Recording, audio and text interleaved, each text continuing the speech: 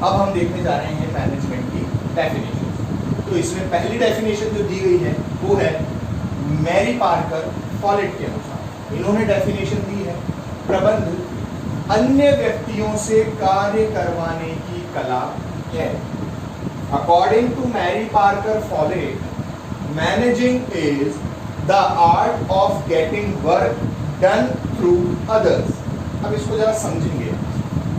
प्रबंध अन्य व्यक्तियों से कार्य करवाने की कला है। तो जैसा कि मैंने आपको बताया था, हम एक एग्जाम्पल के थ्रू इस डेफिनेशन को समझते हैं। जैसे कि एक एग्जाम्पल हम इसका लेते हैं। एक स्कूल है, उस स्कूल में 3 तरीके के लोग काम करते हैं। वो कौन कौन है? टॉप, मिड और लोअर। टॉप पर तो हमारे आते हैं डायरेक्टर्स, प्रिंसिपल्स। मिड में हमारे एचओडीज एंड टीचर्स, और लोअर लेवल में हमारे आते हैं पियोन्स, ड्राइवर्स एटसेट्रा। अब इस एग्जाम्पल में जो देखने वाली बात ये है, टॉप लेवल के ऊपर काम कर रहे हैं डायरेक्टर्स और प्रिंसिपल्स, मिडिल लेवल पर काम कर रहे हैं एचओडीज,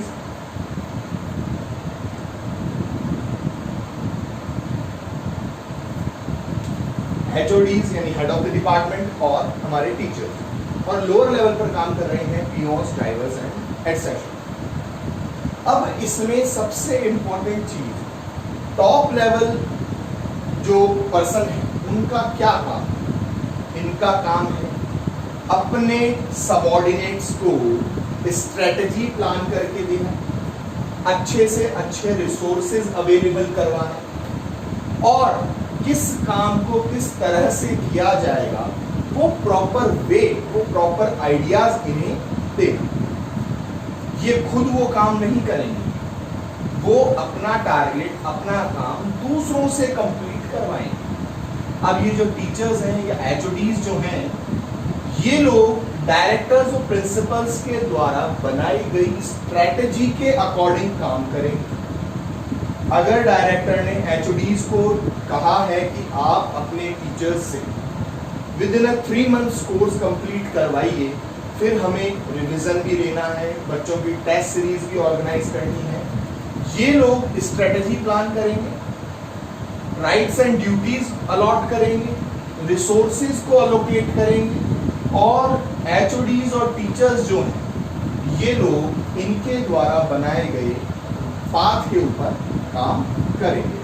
पियोन्स और ड्राइवर्स जो हैं, जो कि लोअर लेवल पर आते हैं, इन्हें स्ट्रैटेजी मेकिंग में प्लानिंग का हिस्सा नहीं रखा जाता। इन्हें चाहे टॉप लेवल मैनेजर के द्वारा कोई काम बताया गया हो, टॉप लेवल मैनेजमेंट के द्वारा कोई काम बताया गया हो, या मिडिल लेवल मैनेजमेंट के द्वारा काम बताया गया हो, इनका काम है, इनकी ड्यूटी है इनके द्वारा बताए गए कामों को फॉलो करना। तो यहाँ पर जो इम्पोर्टेंट चीज जो हमने सीखी वो ये है, प्रबंध अन्य व्यक्तियों से कार्य करवाने की कला है। अब यहाँ पर डायरेक्टर्स और प्रिंसिपल्स जो हैं, स्कूल डायरेक्टर का है, प्रिंसिपल्स वहाँ पर मैनेजमेंट देख रहे हैं, लेकिन वो खुद ये काम ना करके, खुद टीचिंग ना करके अपने टीचर्स, स्टाफ से काम करवा रहे हैं। पर्टिकुलर सब्जेक्ट के लिए एक पर्टिकुलर टीचर वहाँ पर अपॉइंट है। यही एक आर्ट जो है इनके पास है, जो उस अपने काम को, अपने टारगेट को अचीव करने के लिए इन रिसोर्सेज का यूटिलाइज कर रहे हैं। ये एक डेफिनेशन है, इसको आप लिखें और फिर हम सेकंड डेफिनेशन की तरफ चलेंगे। तो अब ये एक और डेफिनेशन आपके सामने है जो कि F.W. टेलर के अनुसार है। F.W. टेलर को वैज्ञानिक प्रबंध का जन्मदाता भी कहते हैं। बोर्ड में सीधा 1 मार्क्स का ये क्वेश्चन पूछता है कि वैज्ञानिक प्रबंध के जन्मदाता कौन है। तो आपको ये पता होना चाहिए कि वैज्ञानिक प्रबंध के जन्मदाता जो हैं F.W. टेलर हैं।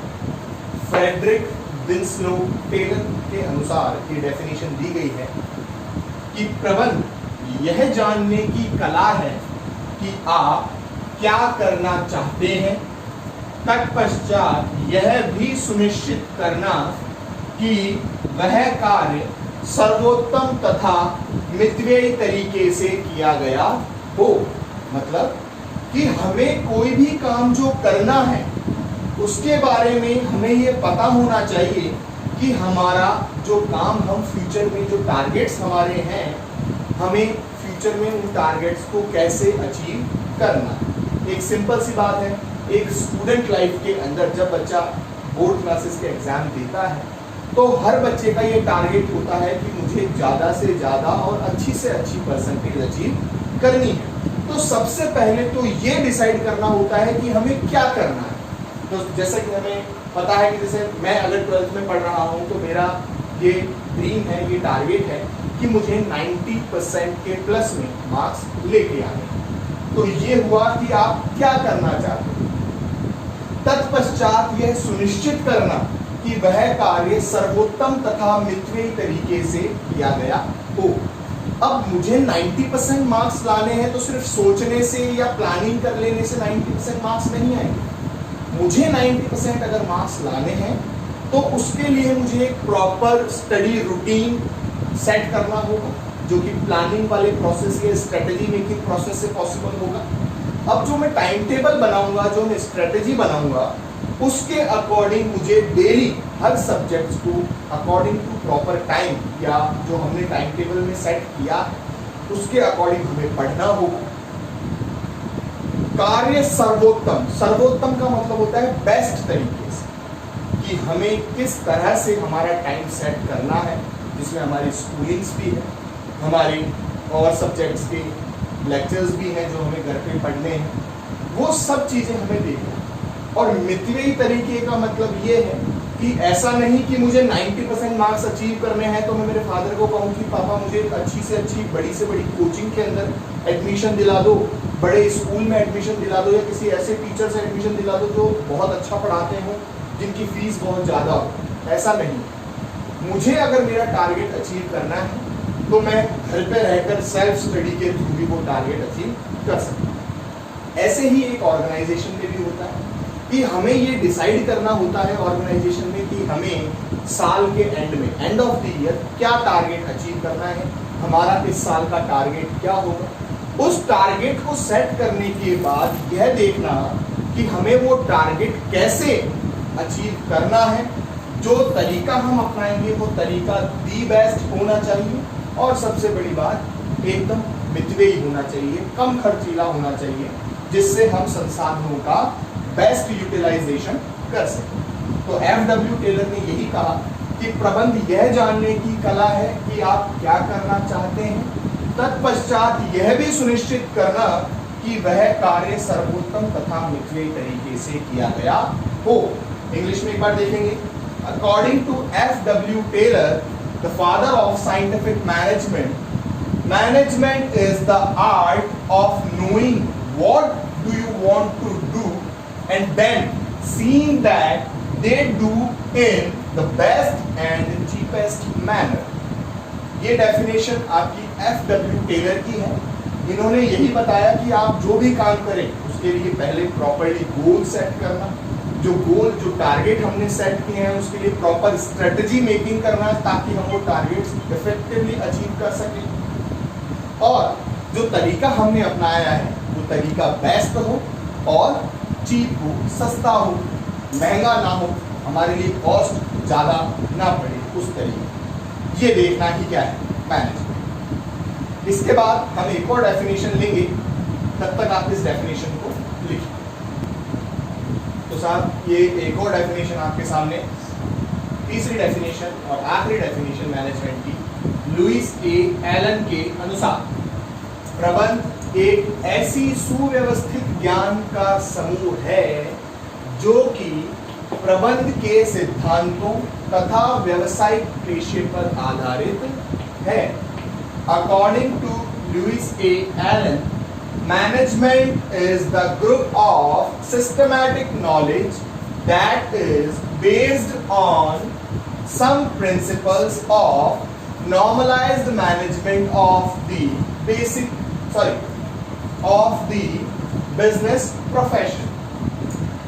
प्रबंध एक ऐसी सुव्यवस्थित ज्ञान का समूह है। अब सुव्यवस्थित ज्ञान का मतलब क्या है? सुव्यवस्थित ज्ञान का मतलब मैनेजमेंट करने के लिए मैनेजमेंट आना बहुत जरूरी है। आप जब रिसोर्सेज का मैनेजमेंट करते हो तो सबसे पहले हमें उन रिसोर्सेज के बारे में नॉलेज होनी चाहिए कि वो रिसोर्सेज कहां से आएंगे, कैसे आएंगे, उन रिसोर्सेज का क्या यूटिलाइज है, उनके क्या एडवांटेज हैं, क्या डिसएडवांटेज हैं, किस तरह से हम उसको यूज कर सकते हैं और उनको कैसे हम प्रॉपरली यूटिलाइज करके ज्यादा से ज्यादा प्रॉफिट मैक्सिमाइजिंग कर सकते हैं। इसी के साथ स्ट्रेटजीज बनाना, ऑर्गेनाइजेशन के लिए बेस्ट से बेस्ट प्लानिंग करना, रेस्पॉन्सिबिलिटीज एंड ड्यूटीज अलॉट करना, राइट्स अलॉट करना, इन सब के बारे में मैनेजमेंट का नॉलेज होना बहुत जरूरी है, जो कि प्रबंध के सिद्धांतों तथा व्यवसायिक पेशे पर आधारित है। प्रबंध के सिद्धांत मैनेजमेंट के कुछ प्रिंसिपल्स हैं, कुछ रूल्स हैं जिनको फॉलो करना बहुत ज्यादा जरूरी है, क्योंकि हर कोई कहीं पर भी मैनेजमेंट नहीं कर सकता। मैनेजमेंट को करने के लिए उसके कुछ बेसिक प्रिंसिपल्स को फॉलो करना बहुत जरूरी है। अब मैनेजमेंट के प्रिंसिपल्स क्या हैं वो आपको नेक्स्ट चैप्टर जब इसका आएगा, चैप्टर नंबर 3, जिसमें आपको प्रिंसिपल्स ऑफ मैनेजमेंट, प्रबंध के सिद्धांत बताए जाएंगे, जहां पर हेनरी फ्योल ने मैनेजमेंट के 14 प्रिंसिपल्स आपको दिए हैं, वो आपको बताए जाएंगे, जो कि प्रबंध के सिद्धांतों तथा व्यवसायिक पेशे पर आधारित है। अब व्यवसायिक पेशे का मतलब है, पेशे का मतलब होता है प्रोफेशन, और प्रोफेशन का मीन क्या होता है वो जरा सा समझ लें, क्योंकि इसके बाद जब नेचर ऑफ मैनेजमेंट में आपको पढ़ाऊंगा तो उसके अंदर एक आएगा मैनेजमेंट एज अ प्रोफेशन, वहां पर हम इसके बारे में बहुत बड़ी नॉलेज लेंगे। तो सबसे पहले हम बात करते हैं प्रोफेशन है क्या, एक सिंपल पर्सन प्रोफेशनल पर्सन कैसे बनता है। एक सिंपल पर्सन से प्रोफेशनल पर्सन बनने के लिए आपको सबसे पहले पर्टिकुलर सब्जेक्ट, पर्टिकुलर फील्ड के अंदर नॉलेज गेन करनी होती है, और वो नॉलेज जो हमें मिलती है वो मिलती है हमारे स्टडीज से नॉलेज गेन करना, उनके एग्जामिनेशंस देना, एग्जामिनेशंस पास करना, फिर ट्रेनिंग लेना, इंटर्नशिप करना, देन फाइनली हम एक प्रोफेशनल पर्सन बनते हैं। जैसे कि 12th का एक नॉर्मल स्टूडेंट जो है, 12th कॉमर्स का स्टूडेंट है, उसको अगर प्रोफेशनली में जाना है तो हमारा जो मेन कोर्स होता है वो है CA, चार्टेड अकाउंटेंट। अब एक 12th कॉमर्स का स्टूडेंट एक चार्टेड अकाउंटेंट कैसे बनेगा, इस बीच में बहुत सारे स्टेप से उसे होकर गुजरना होगा। सबसे पहले उसको बहुत सारे एंट्रेंस एग्जाम देने होंगे, एंट्रेंस एग्जाम्स देने के बाद फिर उसे प्रोफेशनल पर्सन के अंडर ट्रेनिंग लेनी होगी, प्रोफेशनल पर्सन के अंडर में उसको ट्रेनिंग लेनी होगी, और जब वो ट्रेनिंग ले लेगा, ट्रेनिंग सर्टिफिकेट अटेन कर लेगा, देन वो एक चार्टर्ड अकाउंटेंट बन पाएगा। इसी तरह से मैनेजमेंट के अंदर भी प्रोफेशनलिज्म होना बहुत जरूरी है। प्रोफेशनलिज्म होने का मतलब है कि आपको पर्टिकुलरली मैनेजमेंट सेक्टर में, मैनेजमेंट के क्षेत्र में महारत हासिल होना। आप किसी भी तरीके के ऑर्गेनाइजेशन में काम कर रहे हो, आप एक बेस्ट मैनेजर तभी कहलाओगे जब आपको मैनेजमेंट के प्रिंसिपल्स का स्पेसिफिक नॉलेज होगा, उन प्रिंसिपल्स को किस तरह से ऑर्गेनाइजेशन पे अप्लाई करना है, किस तरह से ऑर्गेनाइजेशन उन प्रिंसिपल्स के अकॉर्डिंग वर्क करेगा, ये जब तक आपको अच्छी तरह से नहीं आएगा तब तक आप एक प्रोफेशनल पर्सन नहीं कहलाएंगे। ये 3 डेफिनेशंस हमने पढ़ी, मीनिंग हमने पढ़ा। डेफिनेशन लिखते समय एक बात का बहुत ज़रूरी जो ध्यान रखना है वो है ये डबल इन्वर्टेड और कॉमा का, ये बहुत विशेष रूप से ध्यान रखना होगा, क्योंकि डेफिनेशन जो स्टार्ट होती है वो इन कॉमास, इन्वर्टेड कॉमास में स्टार्ट होती है और फिर फाइनली उसको आप स्टॉप कर देंगे। एक प्रॉपर प्रेजेंटेशन जब तक नहीं होगी तो बिजनेस स्टडीज के अंदर जो मार्क्स कटते हैं बच्चों के वो सबसे ज्यादा कटते हैं प्रेजेंटेशन। बच्चा सोचता है मुझे सब कुछ आता है बट फिर भी मेरा नंबर कट गया, वो इसीलिए करता है क्योंकि हम प्रेजेंटेशन प्रॉपर नहीं रखते। तो प्लीज प्रॉपर प्रेजेंटेशन का भी ध्यान रखें, डेफिनेशंस आपको कैसे लिखनी है इन सब चीज़ों का ध्यान रखें। नेक्स्ट वीडियो जो आपका आएगा उसमें मैं आपको मैनेजमेंट की कैरेक्टरिस्टिक्स यानी कि उसकी विशेषताओं के बारे में मैं आपको बताऊंगा। आज के लिए सिर्फ इतना ही।